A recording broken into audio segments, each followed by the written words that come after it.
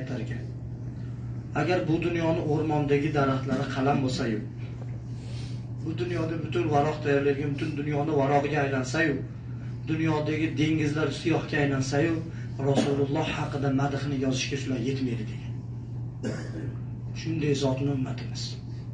Demak, shu zotga ummat qilib qo'yibdimi? Alhamdulillah.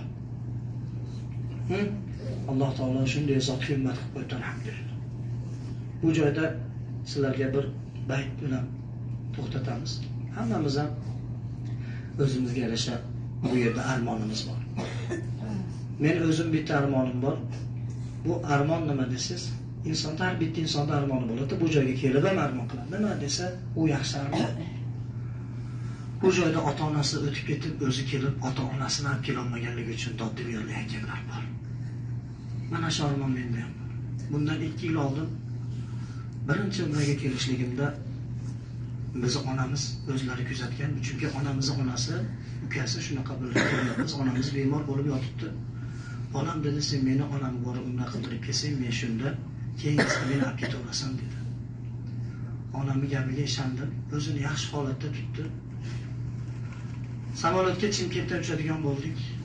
Kelyapmiz, yo'ldan hech kim menga indamagan. Biz samolyotga uchganmiz Chimkentdan 24-fevral.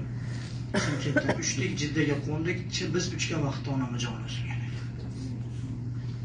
Endi Jiddada turibmiz, qanday endi men O'zbekistonga qaytaman, onamning janozasiga qatnashaman. Qaytib ketsam bu joyda ana shuncha odam qolib ketadi, dod deb yig'ladim.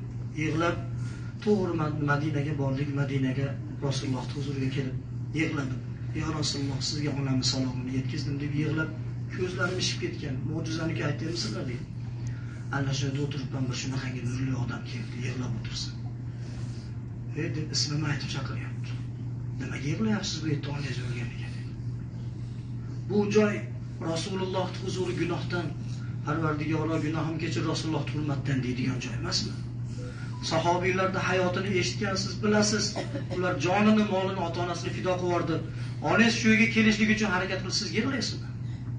To'g'ri aytasiz dedim, ko'zim artib bir qarasam, haligi odam yo'q. Kimligini bilmayman. Bu joylar shunday joylar. Alloh taologa noqobil ish qilayotgan bo'lsangiz, Xudo shunday to'g'rilab qo'yadi. Haligi joyda bir bobo Rahmat Hazratlarining bir baytlari bor ekan. U baytini men ozgina o'zgartirish kiritdimda, bu joyda bitta menda emas bu armon.